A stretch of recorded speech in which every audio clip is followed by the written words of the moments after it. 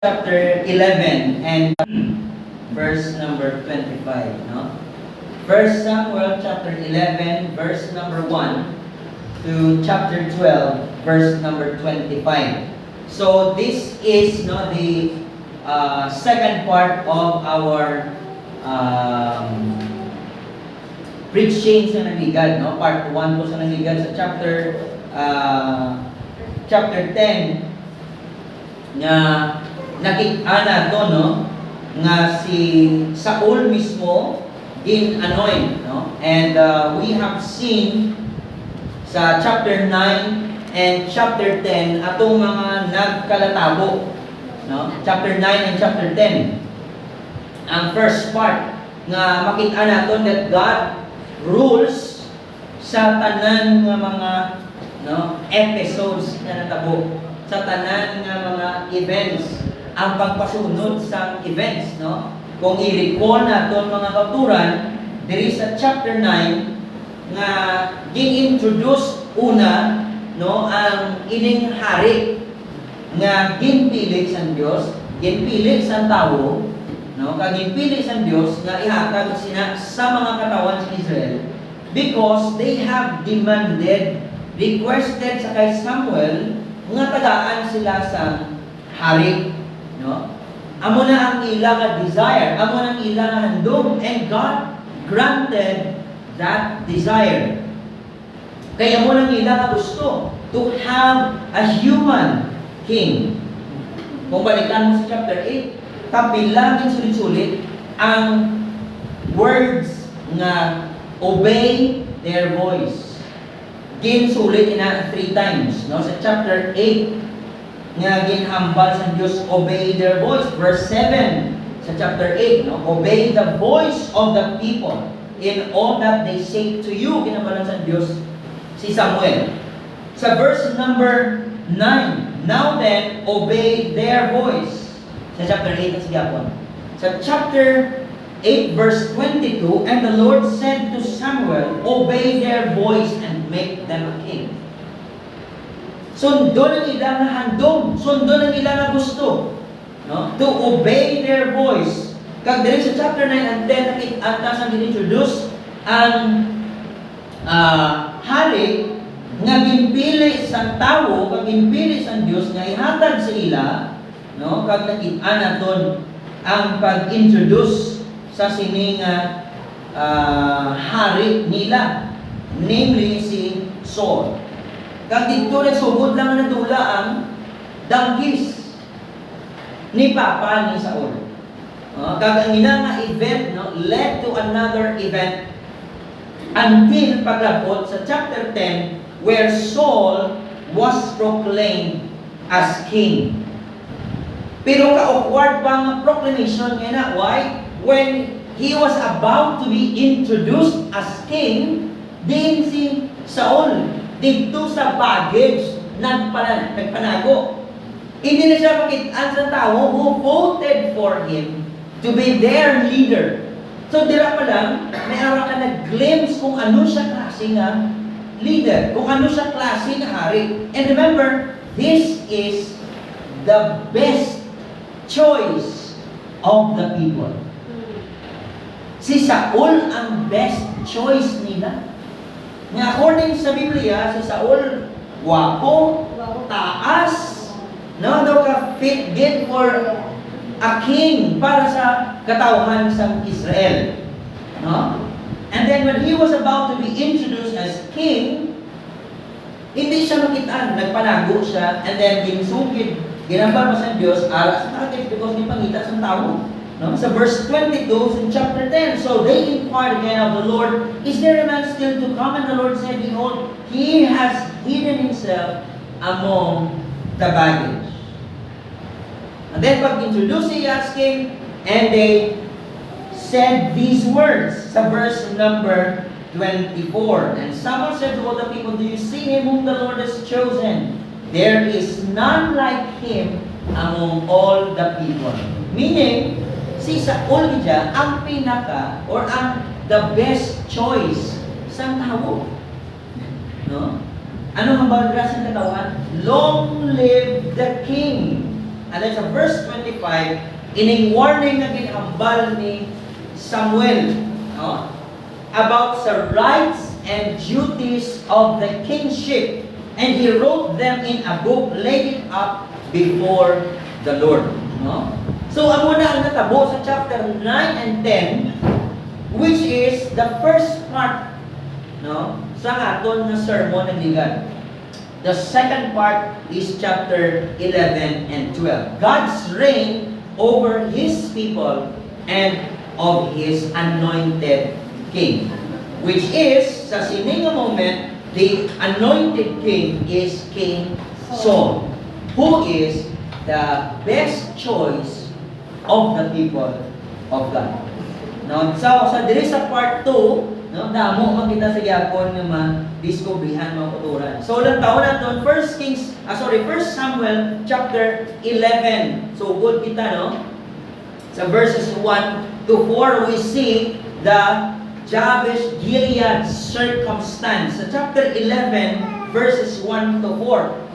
Notice mga kauturan, sa verse 27, sa chapter 10, natabla ang reaction sang tao when Saul was introduced, was proclaimed to be their king, sa verse 27. But some worthless fellows said, how can this man save us? And they despised him and brought him no present, but he held his peace. Now, may mga tao, no, nga wala nagbakal sa sinang proklamasyon, sa sinang pag-introduce ni Samuel sa ginpili nga hari sa katawan. Wala siya dapati kay Saul, di ba noon ni siya magluwas sa aton? Now, humanly speaking, unfit si King Saul. No? Pero siya ang best choice sa tao.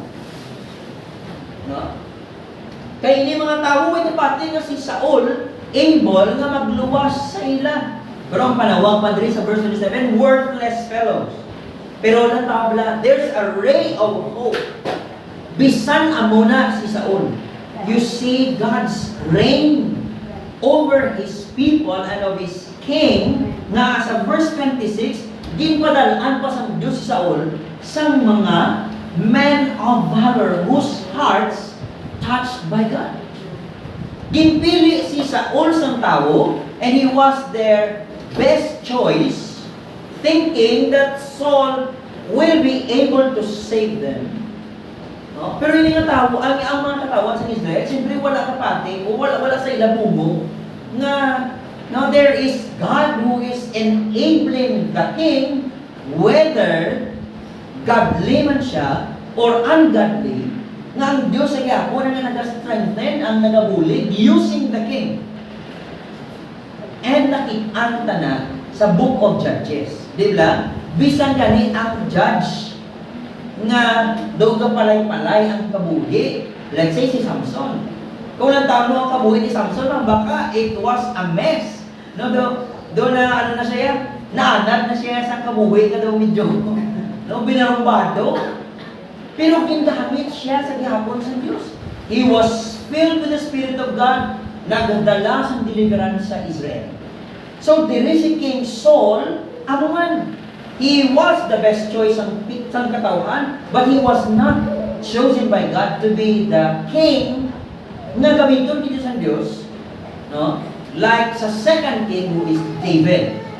No? Pero diri makita natin sa Yapon, sa chapter 10, ang Ginoo nag-reign iya sa Yapon over His people and of His anointed king. Bisan sala pa nga choice sa Israel.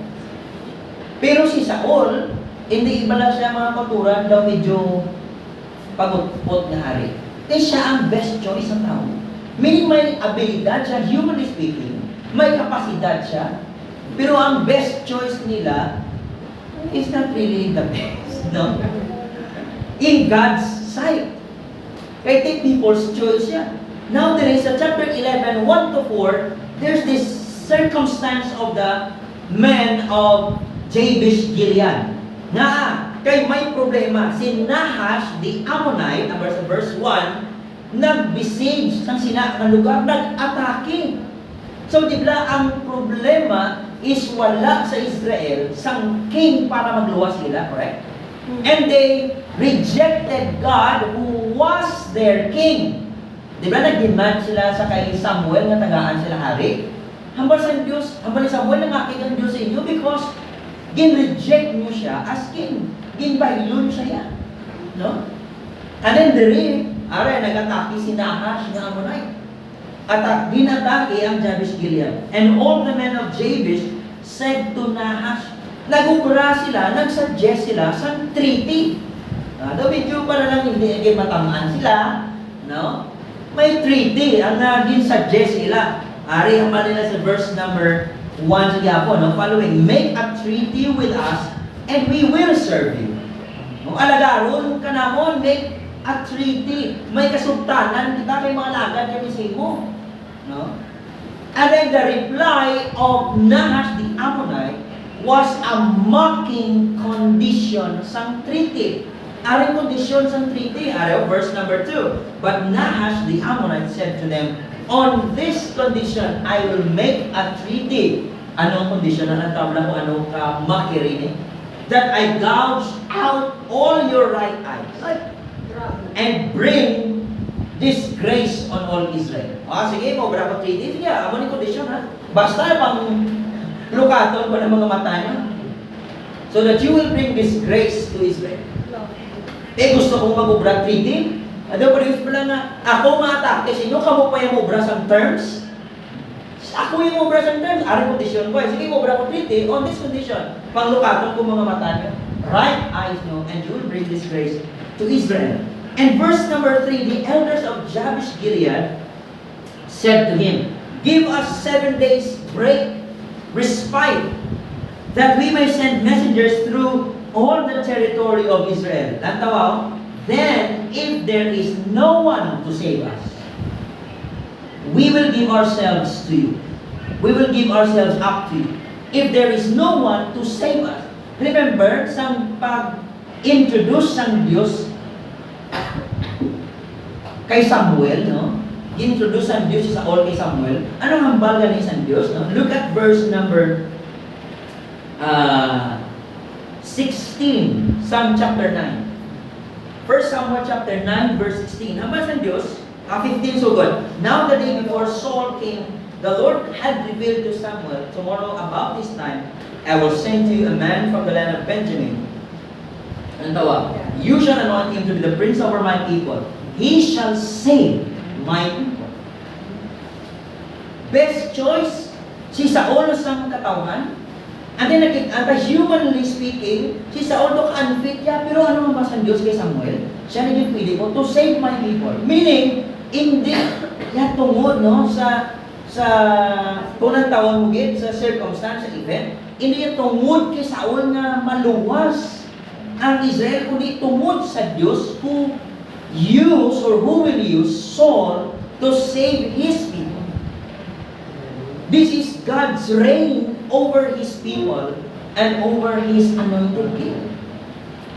Hindi ito tungod kay Saul, grabe ng hari. Humanly speaking, hindi siya kani. Ilang taon mo, hindi leadership, pero siya ang best choice ng katawan sa Israel. Hindi wala na sa samay makitaan pa nga daw best, kundi sa Saul lang. No?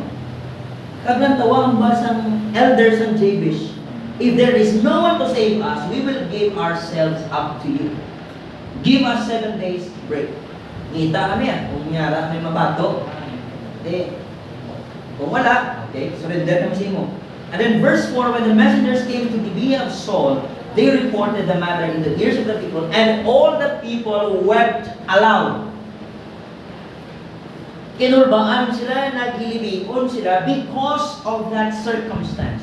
There is this person who will attack them, who will besiege their city, and who will capture them. No? So wala sila sang paglaom pa, no? Pero ang prior na events, makita mo that there is a ray of hope. Ang ginpaupod sa Diyos ng mga katawan kay Saul were the men of valor, whose hearts touched by God. Hindi siya capable sa mata sa Diyos, pero ang Diyos siya Wala nagbiya sa iyang tawan. Wala nagbiya kay Saul. No? Kagambal pa sa Diyos, wala pa rin natabo ang pag-besiege ni Nahash. Naghambal na yung Diyos sa kay Samuel. He shall save my people. Meaning gamiton siya sa Diyos to bring deliverance, to bring salvation to the people of Israel kung may pag-atake na matabo. That's the promise of God. No? That's the circumstance nga na-encounter nila. And verses 5 to 11, Israel's cause of deliverance. Sinugid ang nag-deliver sa ila. Sinugid ang naghatag sa Israel sa kaluwasan from Nahash, the Ammonite. Look at verse number 5 to verse number 11. Now behold, Saul was coming from the field behind the oxen. And Saul said, what is wrong with the people that they are weeping? Namangkot siya, ikin katawan daw medyo kinulbaan na, nagilimayon na, nataranta na sila, naman ni Saul, ano nagtatabo sa mga katawan niya? And he was told, saan natabo? And the Spirit of God, look at verse number 6. And the Spirit of God rushed upon Saul when he heard these words, and his anger was greatly kindled. Notice, ang ina nga mga hitabo nga kinapakita sa writer in behavior ni Saul. Behavior niya as king, as leader. Sa i-introduce siya, nanako siya. No?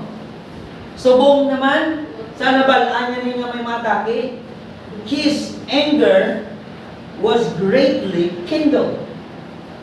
No? Ang iyan ang behavior na ginapresent sa writer as the leader of Israel.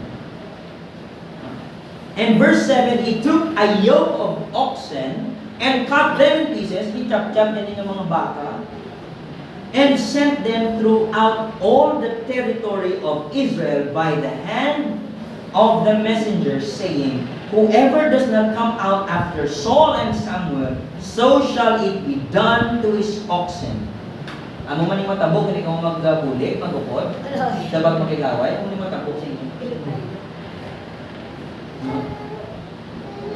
Amo yung matabok sa inyo man ng mga baka, pang patsipahon ka. That is actually a threat. No? Tido ka lain naman klase ng leadership ni.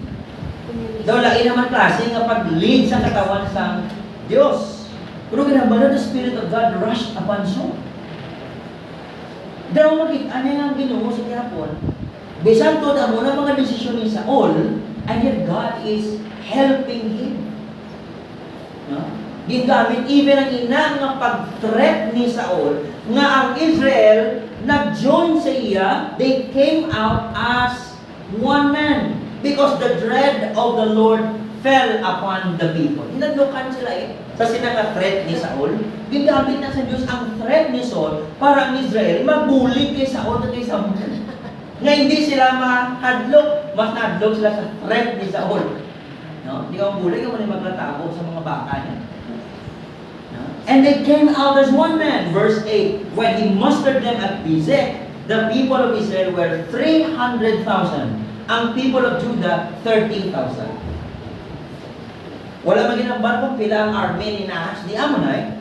No? Di posible dako pa kagdamo. No? And he said to the messengers who had come, thus shall you say to the men of Jabesh Gilead, tomorrow by the time the sun is hot, you shall have salvation. Din-assume nila ang men of Jabesh Gilead nga may salvation nga matabo sila buwan. At akihon sila ni Nahash, di pasalig sa katawan sa Israel at sa Judah, ang Jabesh Gilead, you will have salvation tomorrow. And then, when the messengers came and told the men of Jabesh, they were glad.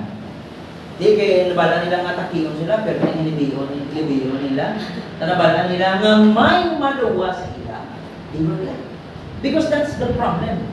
There is no one who will save them. Kita mo, ready na sila dayon nga mag-give up or mag-surrender kung wala, sang may mabulig sa ila. Di ba mo na problema sa judges? There was no one, no king, na mag-rule sila, mag-lead sila. Doon pa rin lang nga shepherdless sila. Pero hindi gid sila ya shepherdless in the very strict sense of the word. Why? Because God was their king. Was nga, kaya reject na ng ilang Diyos. Nagpili sila sa human king. Kag bisan pa nagpili sila sa human king, ang Diyos wala nagpabayang sa ila. No? They were glad. Verse 10, therefore the men of Jabes said, tomorrow we will give ourselves up to you. Sa Israel, hindi na sa kay Nahash. We will give ourselves up to you, and you may do to us whatever seems good to you. And the next day, verse 11, Saul, this is his strategy, his technique. At yun, thread kanina. Aling technique niya, ginimo niya, divide niya ang katauhan sa Israel into 3 companies. Di ba, pilas na tanang kabilo? 330,000. 330,000, 3 companies, pasita 100,000, 110,000. No?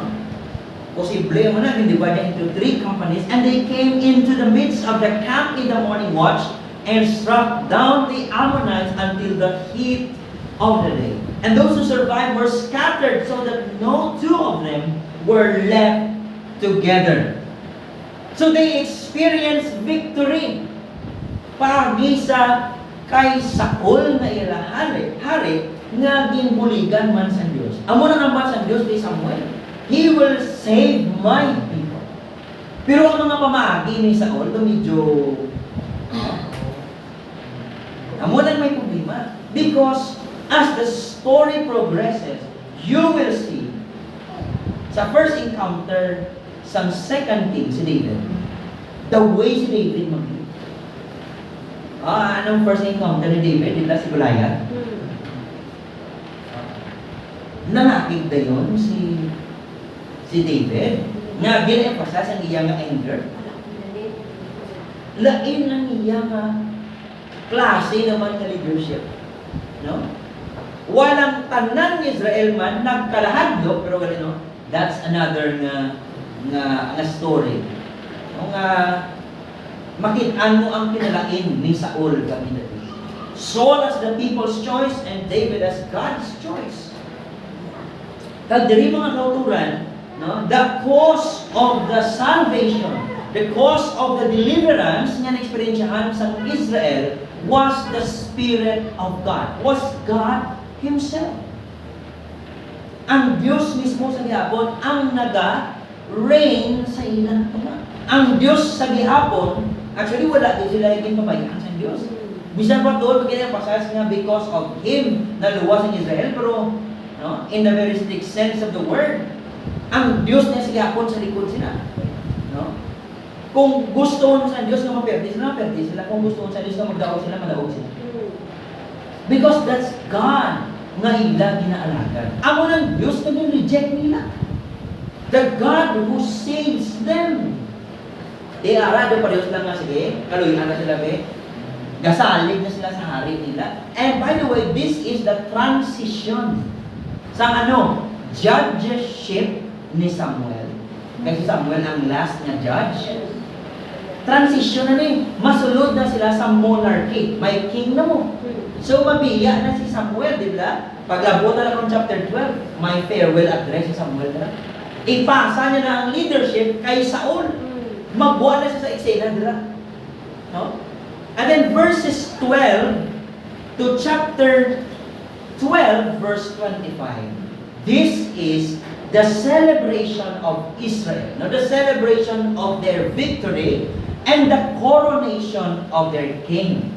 Amo ng konteksto sa verse 12 sa chapter 11 hasta sa chapter 12 verse 25. Sa tunga sa ilang celebration, no? Grabe nga kaluwasan na na-experiensyahan nila ang Jabes Gilead. Yung baan na ito, may base, maalagad na sila kay Nahash, the Ammonite. And yet, God saved His people through Saul.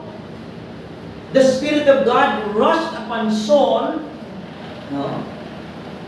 Kag nag-cause sang salvation sa katawan. And verse number 12. Pero may mga tao nga daw medyo, no? Hindi gidya nagaugyon kay Saul. Ano ba nila verse 12? Sa tunga sa nila celebration, possibly, these are the worthless fellow. Nga nagambal pala nga, paano kita luwas na ni Saul man? Look at verse 10, chapter 10 and verse 27, di ba? Manangambal nila. How can this man, sa ginintroduce ni Saul as their king? Ini mga worthless fellow nagambal nga, paano tayo niya luwas man? That's in mockery. And then verse 12, in the midst of their celebrations and victory, these were the words of the people. Who is it that said, shall Saul reign over us? Bring the men that we may put them to death. So may faction na. Atong mga tao nga nagsuporta kay Saul, na mersada kay Tiara, nagdaog karon. Naluwas sila ni Saul. Ang nila, di na itong mga tao nga nag-question sa kay Saul, kay patyon na sila. No? At wala mo lang suporta kay Saul, karon kay nagdaog sila through sa kay Saul ni nila ginpili. Pangdal ating mga tao, no? Kay pamatyon to sila. Anong bali sa Saul? Verse 13. But Saul said, not a man shall be put to death this day, for today the Lord has worked salvation in Israel. God has given them deliverance. Even Saul himself attributed that event, that salvation, that deliverance sa Diyos. It was the Lord who worked salvation, deliverance in Israel. Then Samuel said to the people, come, let us go to Gilgal and there renew the kingdom. Celebrate sila mga katuran. So all the people went to Gilgal, and there they made Saul king before the Lord in Gilgal. They made Saul their king. There they sacrificed peace offerings. Not peace offering. Ga-celebrate ka mo, but you yourselves know nga ang inang ginobra nyo was a sin against God. Anong sin against God? They chose a human king. Peace offering. Oo, wala tabla. Sala ang pag-request nila to have a human king. Pero wala sila gipabayaan sa Diyos. God still worked salvation in their midst. Kagani, samtang ga-celebrate sila sa victory, samtang ginapurunahan ng ilang, samtang nag-celebrate sila pag nagpuruna sa ilang hari, they also sacrificed peace offering. Because they know that they committed sin against God by asking for a king. Rejecting God as their king. No? And their Saul and all the men of Israel rejoiced greatly. And then chapter 12. No? Dili na doon makitaan mga kuturan ang chapter 12 na verse 1 to 5, hindi chapter 11. Verses 1 to 5, no? Sa chapter 12, dirita makitaan ang challenge ni Samuel about sa iyang leadership. Ang challenge niya sa Israel about sa leadership ni Samuel. Samuel was the last judge to rule sa Israel. To rule as a judge sa Israel. Now, ang transition from judgeship to kingship, ipasa niya na kay Saul. And then here's the challenge of Samuel. Verse 1, behold, I have obeyed your voice in all that you have said to me and have made a king over you. Kaya di mo nang basa Diyos kay Samuel, obey their voice. And you see, Samuel obeyed God by giving the people of Israel a king that they asked for. Ang ilaging pangayo. Samuel, I have obeyed your voice. And verse 2, and now behold, the king walks before you. Arakin pati kung inyo gusto. And now nakita nyo, the king walks before you today. Nakita nyo, ara na siya. And I am old and gray.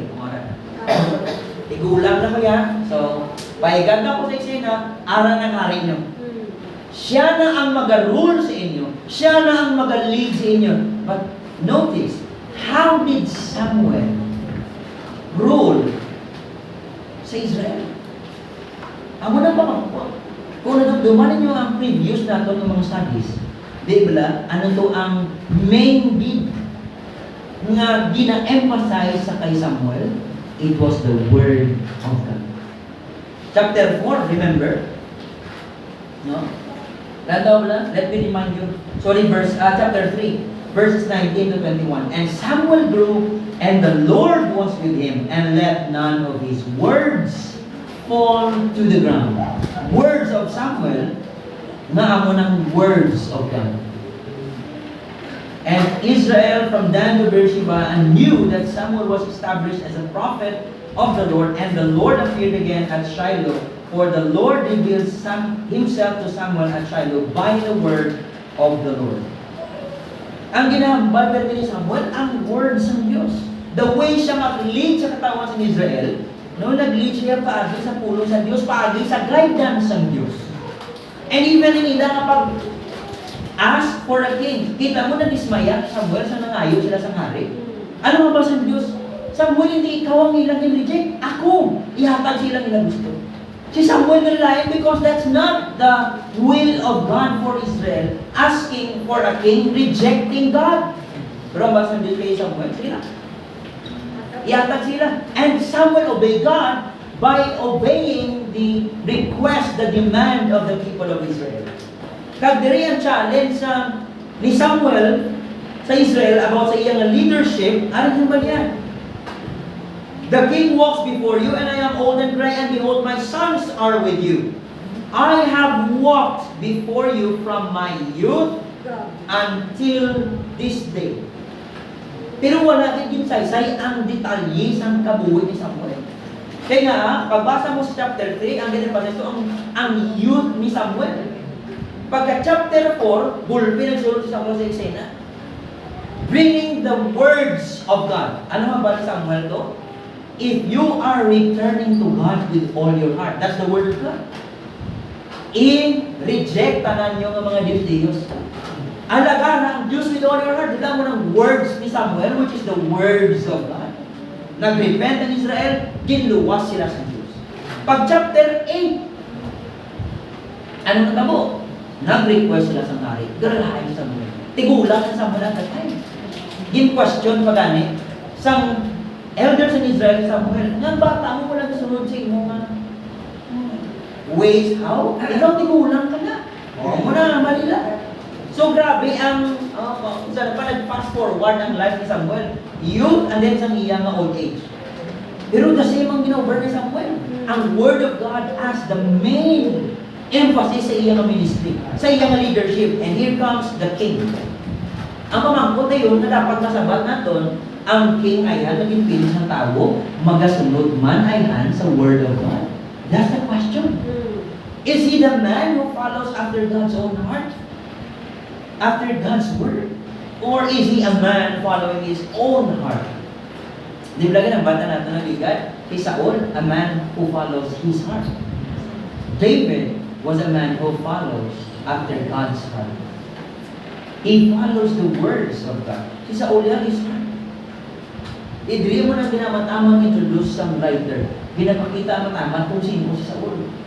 Tagari si Samuel. Ang leadership na ginbili ni Samuel, ang example na leadership na ginbili ni Samuel, hindi nila pwede gamiton as rason nga mahambal sa uli kay Saul. Lantawabla kay Samuel, amo ni Demote, pwede si Saul na gamon eh. No.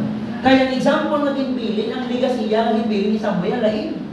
The king walks before you now, my sons are before you. Kabalo sila ng kabataan ni Samuel, taliwas. Wala nagasunod sa kabuhi ni Samuel, Samuel na lain. Gin-challenge sila. Verse 3, here I am, testify against me before the Lord and before His king. Whose ox have I taken? Or whose donkey have I taken? Or whom have I defrauded? Whom have I oppressed? Or from whose hand have I taken a bribe to blind my eyes with it? Testify against me, and I will restore it to you. Amo na challenge niya, okay? May alam kong ikawatan, may alam kong tunto. Amalan ng big. Meaning, look at my leadership. Did I do these things to you? Ano sabi ni Israel? You have not defrauded us or oppressed us or taken anything from any man's hand. And he said, Samuel said to them, the Lord is witness against you.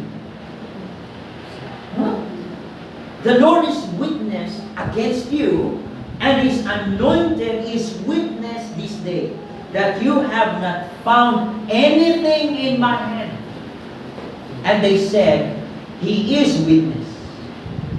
Kita ang Diyos sa leadership ni Samuel. Lataw lang, wala din condemn sa Diyos si Samuel, kaya wala nang sunod ang mga kabataan niya siya.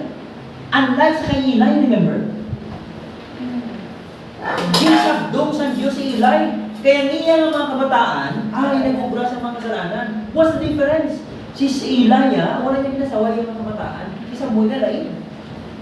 Desisyon dito sa mga kabataan niya na mag-reject sa Diyos. Samuel na consistent ang pulong sa Diyos. Si Eli, ay maski pamatian niya pa ang iya bata, kaysa sa Diyos, amo nang complain sa Diyos sa iya. You have honored your sons above me. Ari si Samuel, dahil may nakitaan ka mga malaking siya ako. Sabat niya na wala. God is the witness. That's the leadership na ginbilin ni Samuel sa iya. And here comes the new leadership. Si Samuel maiksik na sa iksik na. And look at verse number 6 to 12.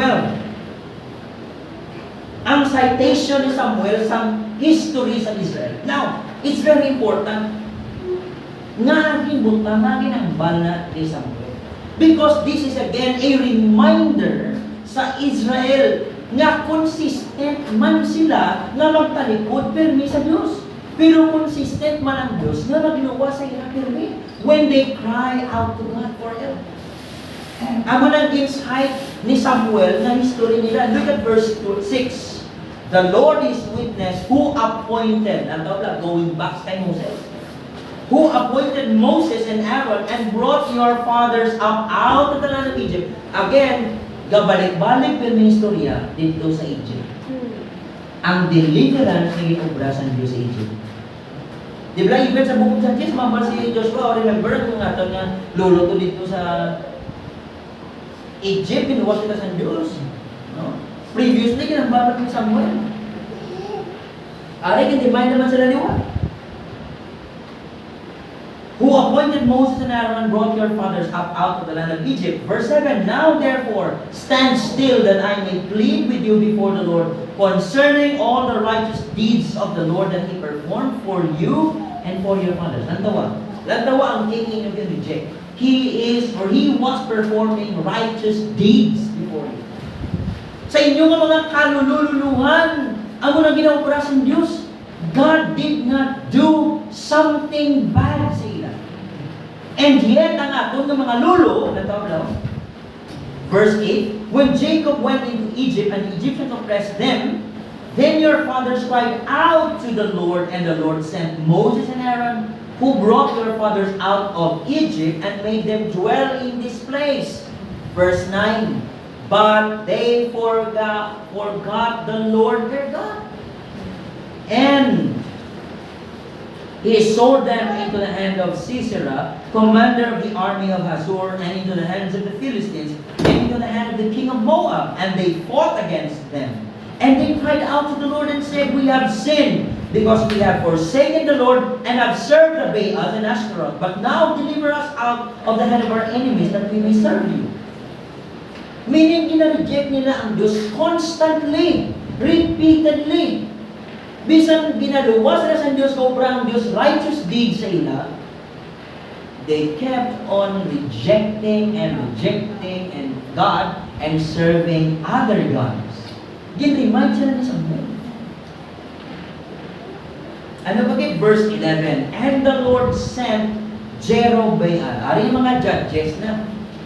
No? Si Gideon, di ba? Si Jeroboam, si Gideon, and Barak, and Jephthah, and Samuel. O, dala siya.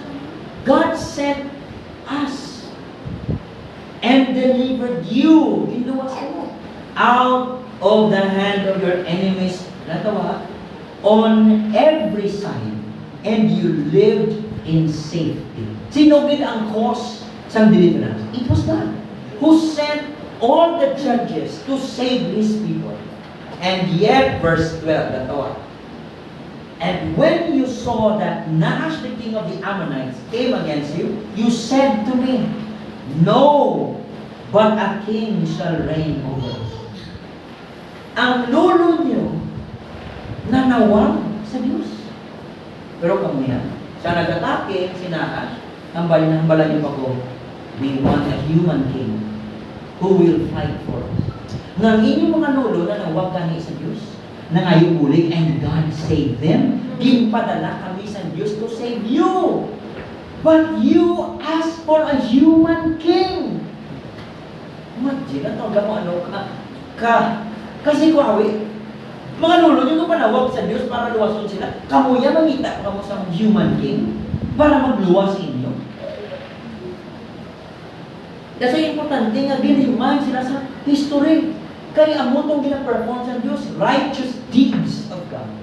Ang ginabalos, unrighteous deeds. Gina-reject ang Diyos kasi iba sa iba ng Diyos deeds. When the Lord your God was your king, no but a king shall reign over us. Sama niya Samuel. When the Lord God was your king. Ang unang problema. And then, verses 13 to 15, ila choice to serve and not to serve God. Wala man sila naging pilit, wala man sila naging pwersa ni Samuel. Kung naging plasta din yung gawa. Remember kay Joshua?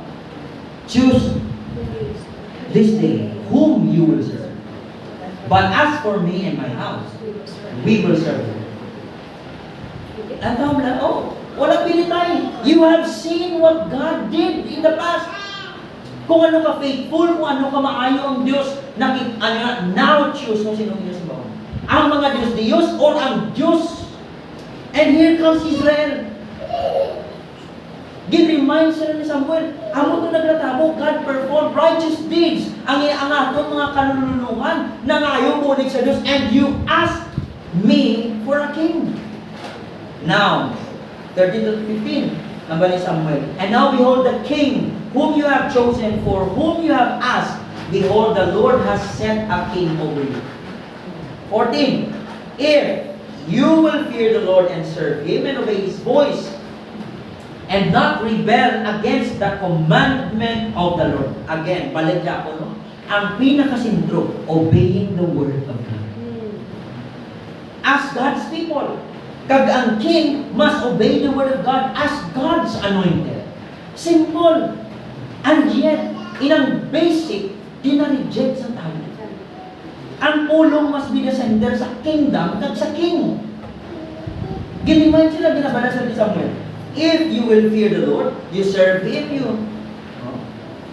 you obey His voice and not rebel against the commandments of God. Ano matabo? And if both you, the people, and the king, Saul, reigns over you, will follow the Lord your God. Ano matabo sa inyo? If you follow the Lord and your king, ma-follow man sa Diyos, it will be well. Mangin maayo ninyo kay tanan. If kamo as people, kag si Saul ninyong hari, magpati sa Diyos. Maayo ka na. But look at verse 15. But if you will not obey, natawag na. Wala siya po na. Obedience versus disobedience. Simple. Pero grabe. Such is the problem of men, that we will always choose to disobey God. Amugin na perme, halos ang atong tendency. Madisobey sa Diyos. And Christians, listen to me. Amo na nga makita nato ng aton failures perme, kay hindi gusto ang Diyos na magsalig kita sa atong paglingon, kundi masalig kita sa Diyos na nagainibol sa aton. Nang himaya, magabalik sa iya, hindi sa aton nga, sagad kuya, maayo kuya, grabe kuya. No. Makitaan mo ang imo failure after failure, Lord, buligi ko. Na hindi ka magsalig sa imo kulingon, kundi you will totally depend on God. Kaya kung mga maayo kita, mga righteous kita, there is no need for Christ to come into this world. Kaya magluwa sa atin, kaya mga maayo kita. Kita mo nung hambal ni Cristo sa mga Pharisees? I did not come to call the righteous. I came to call sinners to repentance. Mga makasasala. And if you felt that you're a sinner, oh, praise the Lord. Because we have a merciful Savior. Pero kung pumatsyag mo, tumayo ka, delikado na yan. Delikado na yan. Sa una, siyang kapasugod pa kung bago pa akong Christian, ang gusto ko yung nabalatsyag ko, na hindi ko pumatsyag na nakasala ko. Doon yung matsyag ko na minamay sa adlaw ko nga, ay salamat, wala akong nakasala sa Diyos. Dali sulit mapaturan, the more you grow, the more you will see your inconsistencies, the more you will see your flaws, the more you will see your sins. Ang muna nag-iipos, hindi kasagi pangguba sa iba, hindi kasagi pang kuwan sa iba, hindi makita mo mabaw ako utro. Ako makasala dito. Wala kaya nakabuhay nga daw righteous kagit ikumpara sa iba. Kaya tawagin ni Mindset ni Samuel that they will totally depend on the Word of God and on the work of God. Di ba ako na nagligan ng linggo? At itong mga events, chapter 9, chapter 10, 11, 12, this calls us to trust God, God's Word, and God's work in our lives. No? Alin ang ba ni Samuel sila? If you will not obey the voice of the Lord, but rebel against the commandment of God, rebel against the commandment of the Lord, then the hand of the Lord will be against you and your king. Kartaro. If you will not obey, then God's hand will be against you. Doon pa rin lang, duman ko natabo sa Philistines? The hand of the Lord was against the Philistines. No? Verse 16, now therefore stand still.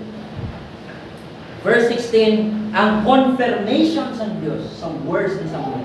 Again, even at his old age, ang words ng Diyos wala nagpaliya sa kabuhi ni Samuel. Ayaw, din-confirm siya ako sa Diyos ang words ni Samuel. Look at verse 16. Now therefore stand still and see this great thing that the Lord will do before your eyes. 17. Is it not wheat harvest today? I will call upon the Lord that He may send thunder and rain. Imagine, wheat harvest, God will send thunder and rain.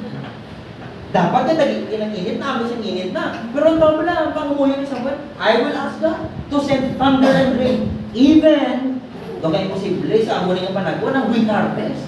Hindi niya natulugan. Namin niya nga simpo, but I will call upon the Lord.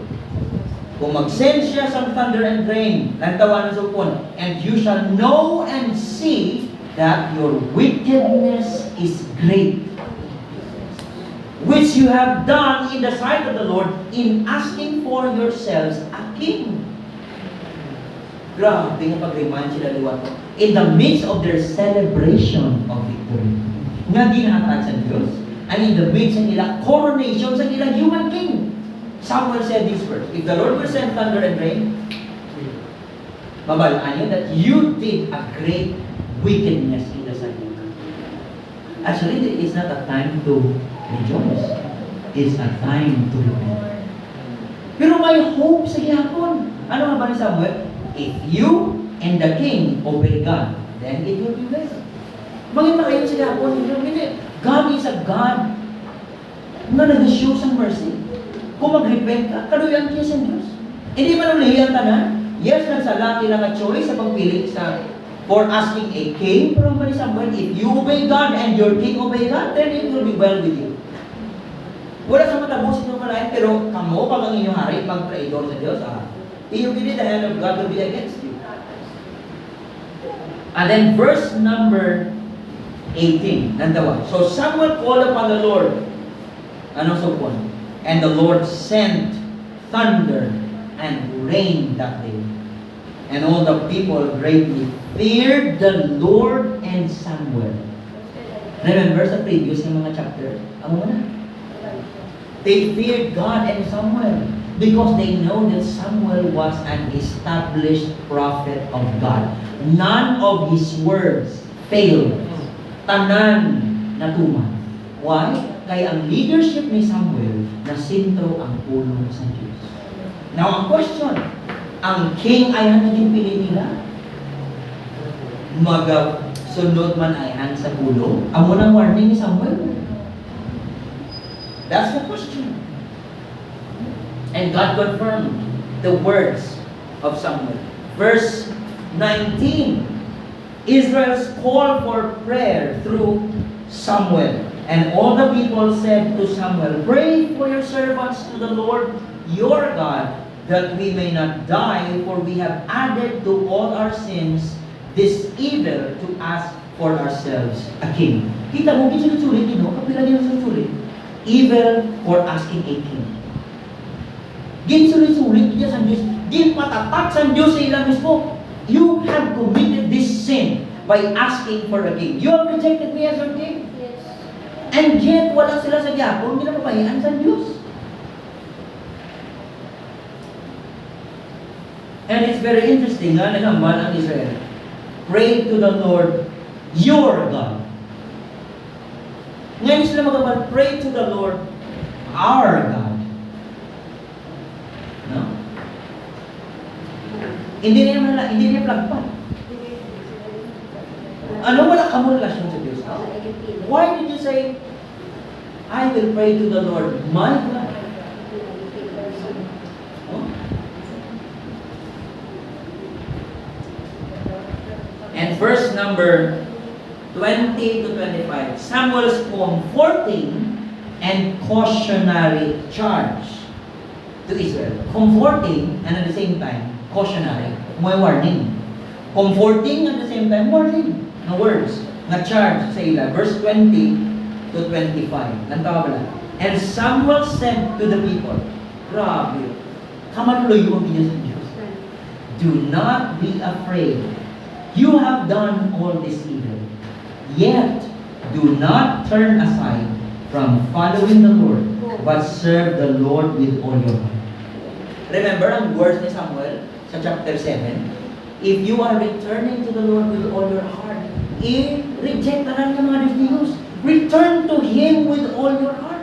Amo mo dyan during sa iya magwala sa eksena, ang bala ng Israel, do not turn aside from following the Lord, but serve the Lord with all your heart. Wow. Meaning, kung masummarize ng ministry ni Samuel, amo na ang summary, serving God with all his heart. And it means following the words of God. That's the legacy na ginbili ni Samuel sila. Yes, it was because of the Lord. Kaya ang Bato chapter 3, the Lord was with Samuel. Hindi yan tungkol si Samuel na yan. The Lord was with him. Kagaling. Serve the Lord with all your heart. Verse 21, and do not turn aside after empty things that cannot profit or cannot deliver you. For they are empty. For the Lord will not forsake His people for His great name's sake, because it has pleased the Lord to make you a people for Himself. Don't be discouraged. Bisan na ubrayo lang ang evil, do not turn aside from following the Lord, but serve Him with all your heart, because God cannot forsake His people. God cannot and will not forsake us. Grabe niya ang 14 words. Kita mo, di ba? Pag-abot mo sa New Testament, that's the same message. If you committed sin, we have an advocate sa Diyos. If we confess our sins, God is faithful and just to forgive us of our sins. Why? Because God can't forsake us. He has set His heart upon us to love us, to show mercy sa aton. Bugayan kita, higugmaon, kaluyan. That's God. Di ko may amo ka sinaklase niya Diyos, may guya ka maayan niya magtalikod sa Diyos. Iba'y lupa na kaklase na Diyos. Nga kung makasala ka, He is ready to forgive you if you will repent of your sin. Nagpawa ba na? That's our God na nilalagad natin. He is a living God. Merciful, gracious, loving Father. Happy Father's Day, Lord. Yes. He is the perfect Father. Grabe na po.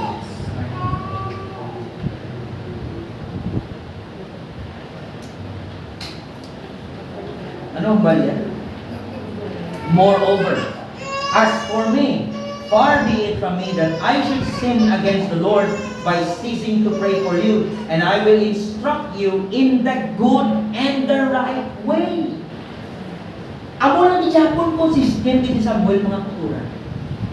Hindi ka gusto makasala sa Diyos by ceasing to pray for you.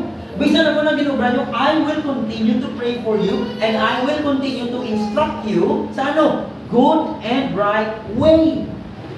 Na hindi ka mo talikod sa Diyos, kundi magduman ka mo sa Diyos. Verse 24, only fear the Lord and serve Him faithfully with all your heart. Oh, grabe nga emphasis niya. Galibot-libot ng sama na.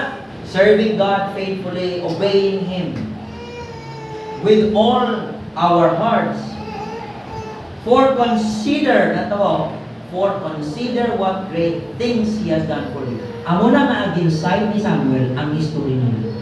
Ginpakita ni Samuel kung anong ginaobra sa Diyos sila. God was so consistent, delivering His people when they cry out to Him. Ang katawan sa Israel consistent man, disobeying God. Yan ba ni Samuel? Consider what God did in the past. What did God do sa inyo? Great things He has done for you. Verse 25.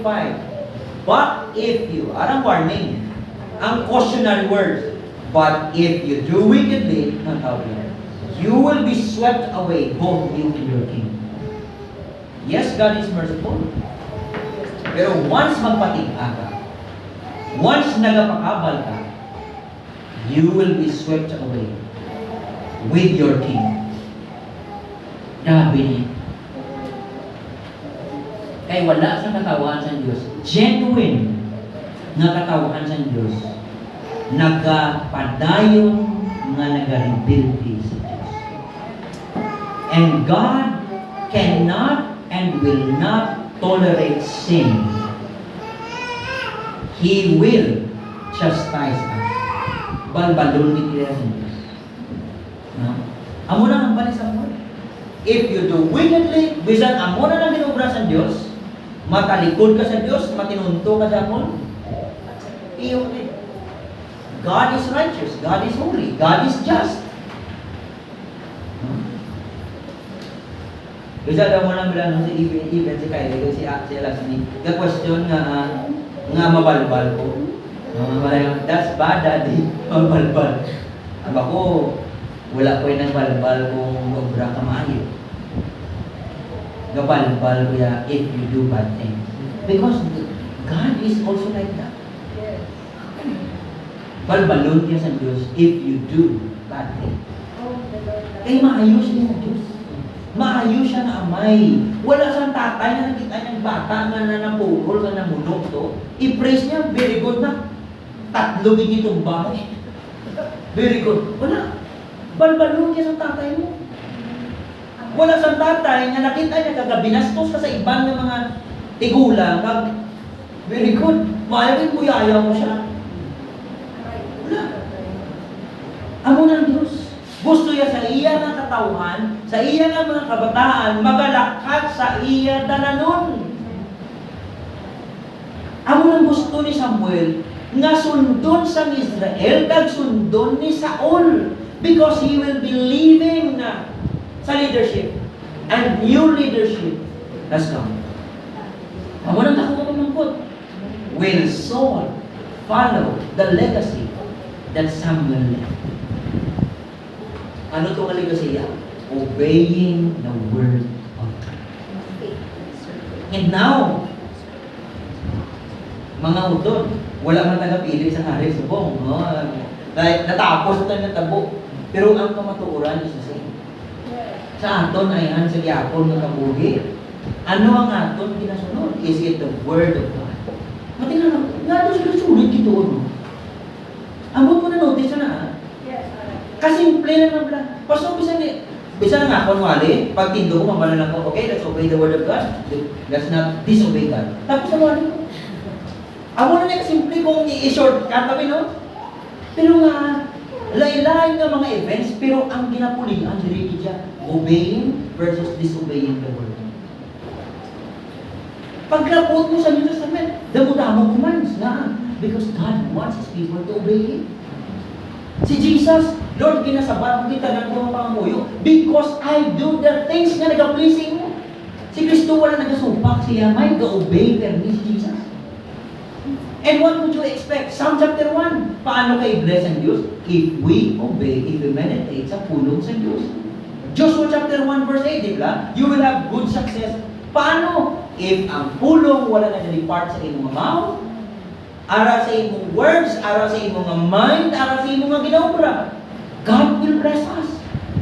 Simple equation and yet very, very difficult to obey. Simple equation pero very difficult to obey. Kagapos mga bad, okay, obey God, obey His word. Pero kung ara ka na sa sitwasyon, medyo palay-palay. No, I'm not exempted. Palayusin ka tanan mga kuturan. So the question for us this morning, saligan ko ayan ang words ng Diyos, ang works ng Diyos. No? Sa aton na kabuhay, sa aton na iglesia.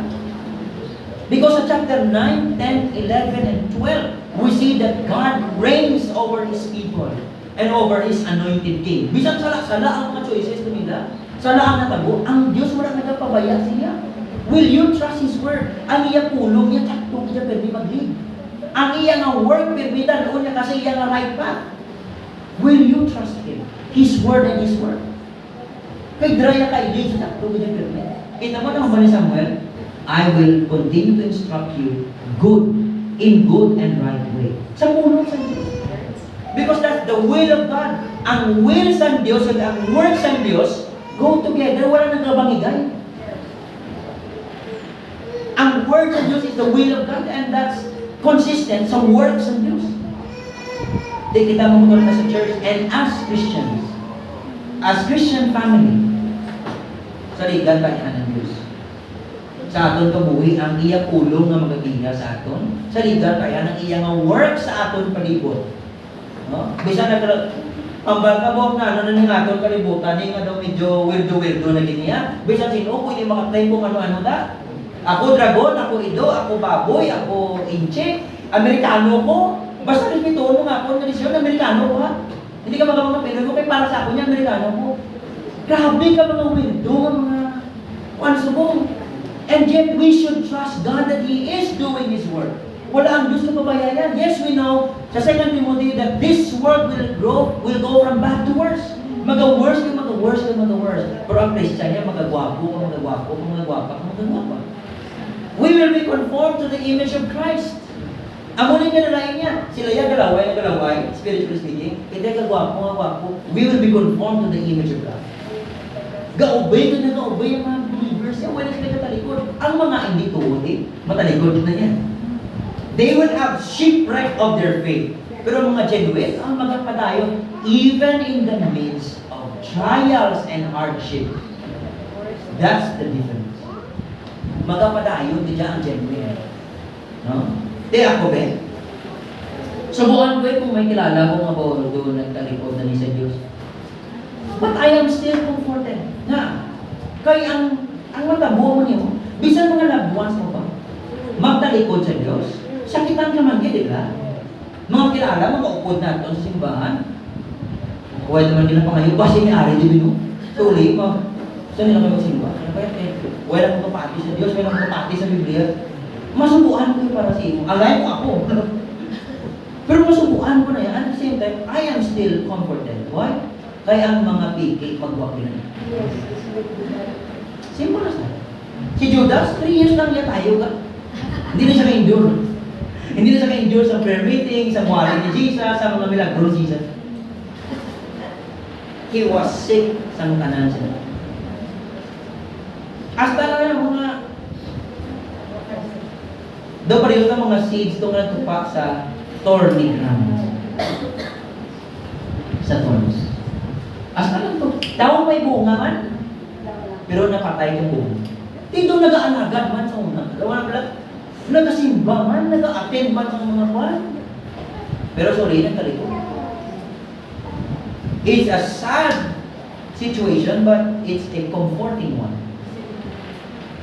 Tandaan mo yan, Diyos consistent. Di kita, magsunod kita, simple. God will bless us.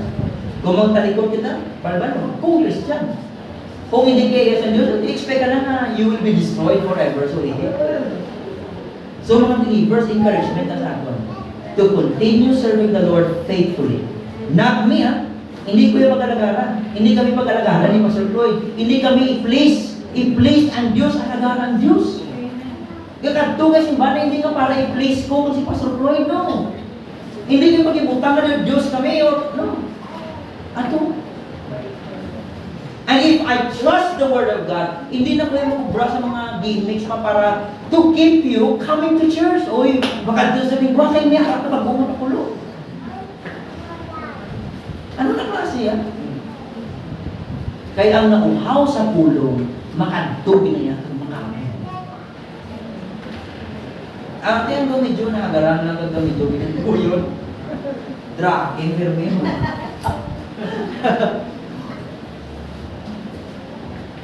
Subuman, pero comforting mo na. Kung ikaw nga pastor, nagabalo ka sa pulong sa Diyos, sino gusto mga disciple na? Mga pike, o mga genuine? Genuine eh. Kaya-obey na yan, mga pike, matalikod nila yan. Daring Israel, sa sinay na tiyon, down na kayo nulusod man sila. Pero samtang ang story na na-progress, i-reveal na sa Diyos niya, remnant ng sigako ng tutulog. Sa tunga sa Israel. Sa tanan ng mga hari nga mag-aagit, actually, 3 lang naman ang buhay. United pa ng kingdom, paglabot, pagtapos ni Solomon. Grabe yung storya. Ma-divide ang kingdom. Di kung ganun ka, kamubi mo mga, di ano na tuman? Divide ang kingdom, wala na ni karunungan Israel. No, there's still hope. Kaya ang Diyos nag-reign sa Giyapon over His people and over His anointed king. Evil man ang over hindi. Grabe ang application na sa atin. Bisan sino magapunggo sa tunga sa government. Ang Diyos nag-rule over sa Giyapon. Christian ka, we are still safe in God's hands. Hindi sa kamot sa tao. So, kabay pa sa bugay ng Diyos ng Diyos, by the grace of God, we will serve Him faithfully by obeying His word sa ating buhay. We may fail from time to time, pero balik sa Diyos. Because He is our merciful God, gracious Father. Why na sa iba na sa Diyos na magitan mo sa iba na religion? Diyos na ito niya. Let's pray. Lord, our Father, salamat. Salamat kay Ikaw ang the best na Amay. The best na Diyos. Sa piyak sa namon mga inconsistencies sa mga kasalanan namon, nagapatawad ka sa amon when we repent of our sins. Salamat iti mo because you will never give up sa inyong mga katawhan. You will never forsake your people. Salamat din silang comforting words. Kalang cautionary words is kung mag-traidor kami sa inyong magbibigay, balbalon din kami na. Kung hindi man kami na belong sa inyong katawhan, pabayaan din kami na dinong. Pagustuhan mo kami sa amon gusto. Pero hindi kami gusto, Lord, na pagustuhan mo kami sa amon gusto kay ang amon pirmi kinapili ang taliwas din sa inyong buhay. Buligi kami Ginoo to obey you and your word, to walk with you, magalakad sa imong pulong faithfully. Hindi kami makasarang, Lord, sa among paglingon. We need your grace, we need your empowerment, your enablement sa kada isa sa atin. Help us na magalakad sa imong pulong as a church and as a family. Buligi ang kada isa, Lord, sa amin. We may have different struggles in life, but we have the same God na nag-enable sa tag sa amon na ma-overcome ang tanan nga mga problema nga nag-aagi kag makatuman kami sa imo. Salamat kit. We bless your name in Jesus' name. Amen and amen. Okay, magkakasulit sa aton sa pagbuwa sa aton tayo sa offering. Let us request Brother Melvin sa pagkaroon sa mga sa pagpambu para sa aton tayo sa offering.